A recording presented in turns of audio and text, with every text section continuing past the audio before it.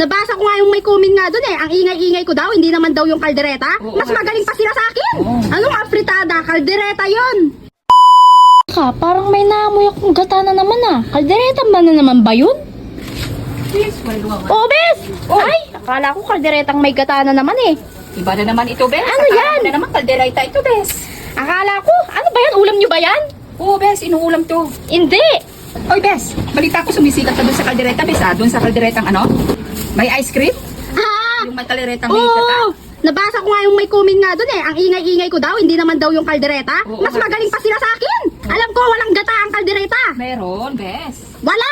Kanya-kanya tayo ng bersyon ng gata. Ah. Ano? Anong afritada? Kaldereta yon. Oo, kaldereta sa gata yun. Lahat mayroon. Basta gusto mong ilagay kahit na ano, pwede. Pwede. May gata ba talaga ang kaldereta? Pwede rin wala, Bes. Pwede rin meron. Kanya-kanya tayo ng version, Bes. Pwedeng lagyan ng mani, pwedeng lagyan kahit na ano, liver spread.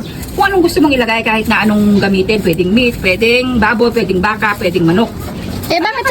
Bakit sabi nila ano, hindi daw yung kaldereta, afritada daw yon. Eh, bahala sila kung anong gusto nilang gawin sa luto nila. Basta sa ating kaldereta yun. Pag kaldereta daw, baboy at saka beef.